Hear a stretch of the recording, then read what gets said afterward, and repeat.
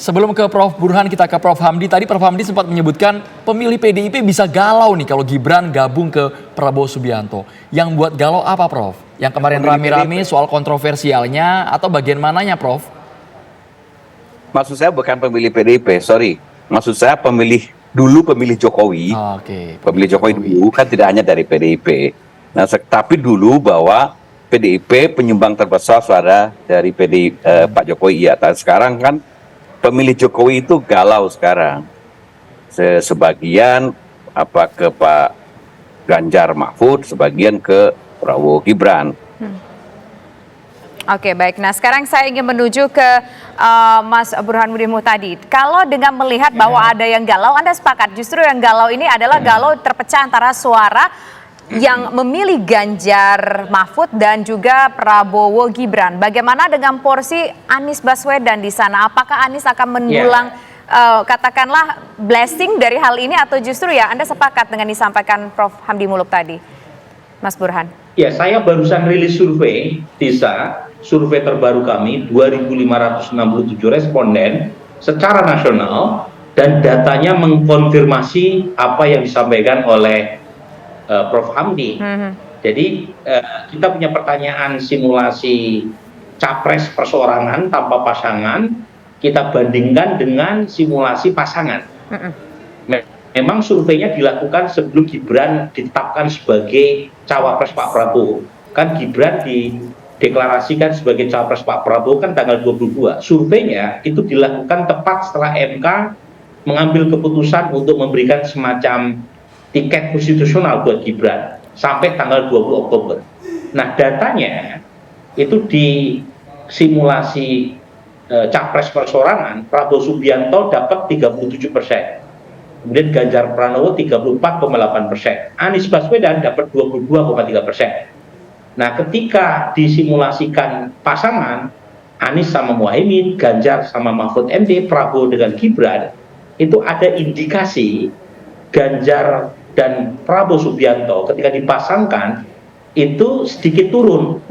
Sementara elektabilitas Anies dalam simulasi pasangan setelah MK mengambil keputusan sedikit naik. Anies menjadi 23,7%. Sementara yang tidak tahu tidak jawab itu nambah dari 5,8% ke 6,5%. Jadi kita punya bukti sementara, suggestive evidence untuk menunjukkan ketika Prabowo berpasangan dengan Gibran, pendukung Ganjar Mahfud sedikit turun, tetapi bukan lantas bertambah secara otomatis ke Prabowo Gibran, tapi nambahnya ke tidak tahu tidak jawab. Jadi ada semacam kegalauan, kurang lebih sekitar 1%-an dari pemilih Ganjar yang disodori pilihan kalau Pak Prabowo berpasangan sama Gibran. Menariknya, pemilih Pak Prabowo juga sedikit turun ketika dipasangkan dengan Gibran. Nah, penjelasan kualitatifnya begini. Pemilih Pak Prabowo hari ini itu sebagian besar dari basis lama pemilih Pak Prabowo 2019. Dan mereka pada umumnya itu cenderung kritis terhadap Pak Jokowi. Jadi sebagian yang menolak masuknya Pak Prabowo ke pemerintahan itu dengan sendirinya udah pindah ke Anies. Dari menit pertama sekitar 38%. Tapi ada 57% pemilih Pak Prabowo yang masih stay memilih Pak Prabowo meskipun Pak Prabowo menjadi bagian dari pemerintahan. Nah, tetapi karakter aslinya tidak berubah, yaitu mereka cenderung kritis untuk tidak menyebut anti Pak Jokowi. Nah, ketika Pak Prabowo menggandeng Mas Gibran, itu ada sebagian pendukung Pak Prabowo yang lama tadi yang mengalami disilusi dan sebagian kecil pindah ke Anies Baswedan. Terutama wilayah mana? Data kami menunjukkan wilayah Banten dan Jawa Barat. Terutama lagi adalah pendukung Pak Prabowo yang memilih Demokrat dan Gerindra. Nah, memang masih kecil proporsinya karena surveinya juga dilakukan tepat setelah MK mengambil keputusan. Tetapi sepertinya ada indikasi paket Prabowo Gibran itu lebih memberikan blessing kepada Anies Muhaimin ketimbang kepada Prabowo Gibran maupun Ganjar Mahfud. Ada peralihan seperti itu ya Prof ya, peralihan pemilih. Tapi Prof, artinya Prof, dengan sisa waktu 110 hari lagi menuju pencoblosan, mungkin tidak angka yang tadi Prof Burhan sudah beberkan ini bertolak belakang, berubah sama sekali drastis, Prof. Signifikan. Yang tadinya Anies buncit tiba-tiba bisa menaik ke atas Prabowo dengan Ganjar, persaingannya makin ketat atau bagaimana, Prof? Jadi intinya dari data yang tersedia sekarang, memang yang diuntungkan Anies Muhaimin, tetapi bukan berarti Prabowo Gibran tidak mendapatkan keuntungan. Kalau kinerja Pak Prabowo sama Gibran makin intensif, terutama di basis-basis pendukung Pak Jokowi yang overlap beririsan dengan basis Mas Ganjar, maka kemungkinan yang paling dirugikan dengan munculnya 3 pasang, terutama sejak Mas Gibran jadi pendamping Pak Prabowo adalah Ganjar Pranowo. Karena basisnya tersedot sebagian, tapi saat yang bersamaan masuknya pemilih baru dari Mas Ganjar ke Prabowo Gibran itu juga diikuti oleh migrasi sebagian pendukung lama Pak Prabowo. Jadi yang terjadi adalah netnya jadi imbang. Ada yang masuk, ada yang keluar. Kalau misalnya yang keluar lebih banyak, tentu kabar buruk buat Pak Prabowo. Tetapi yang paling menikmati adalah Anies Baswedan. Jadi saya masih punya semacam hipotesis, kalau misalnya tren seperti ini tidak berubah, Anies bisa menciptakan kejutan. Kecuali ya, ada kerja luar biasa bagus dari tim Pak Prabowo untuk mempertahankan captive lamanya, dan saat yang bersamaan Gibran tampil sebagai aset elektoral, terutama di kalangan pemilih muda dan pemilih basis Pak Jokowi. Nah, untuk Ganjar PR-nya jadi berkali-kali lipat ya. Karena satu, Ganjar kurang penetratif untuk mengambil basis lama Pak Prabowo. Tapi saat yang bersamaan, captive utama mereka dari pendukung Pak Jokowi, kalau mereka tidak hati-hati, makin tergerus ke Prabowo Gibran.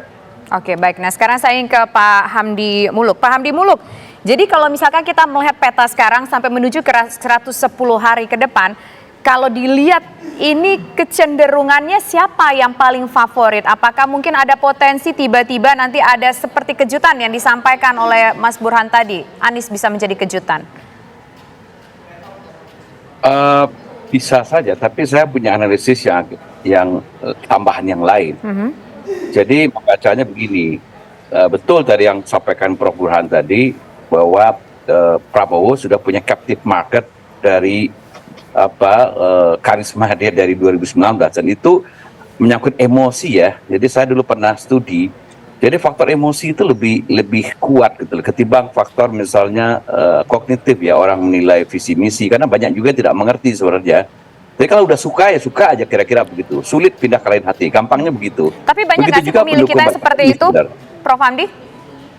Ya, kebanyakan pemilih kita begitu. Begitu juga dengan Pak Jokowi. Jadi kalau udah senang dengan Pak Jokowi, makanya tadi kegalauan dari pengikut Jokowi itu ketika misalnya dia sulit pindah secara perasaan. Kok sekarang anaknya Jokowi itu berpasangan dengan yang saya nggak suka dulu di 2019 gitu loh. Nah, begitu juga pemilih Prabowo ada seperti itu. Jadi tentunya karena sekarang Pak Jokowi tidak maju kontestasi, suara yang senang terhadap Pak Prabowo itu katakanlah konstan, tidak berubah asal dia pertahankan. Saya setuju dengan Pak Burhan tadi. Dengan Burhan, asal dipertahankan captive marketnya Pak Prabowo itu sulit tergerus ya, karena orang sudah nggak bisa pindah ke hati ini. Nah sekarang, bagaimana misalnya sekarang di mana daya ungkit Gibran? Nah mungkin daya ungkit Gibran untuk menambah suara Pak Prabowo itu dia harus mencari suara dari early voter.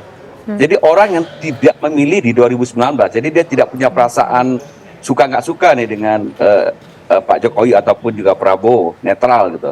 Anak-anak muda yang belum memilih dan belum banyak juga terinformasi, tereksposur dengan dua kandidat Jokowi dan Prabowo gitu. Jokowi tidak maju sekarang. Nah, seberapa kuat nanti Gibran bisa masuk ke situ? Nah, ini mungkin bisa punya dampak yang lebih kuat secara elektoral, dan itu yang mungkin bisa menjelaskan kalau nanti misalnya Prabowo Gibran akan lolos ke putaran kedua begitu. Terima kasih banyak Prof. Hamdi dan juga Prof. Burhanuddin sudah bergabung di Kabar Petang. Kita tunggu kejutannya seperti apa 110 hari lagi menjelang hari pencoblosan.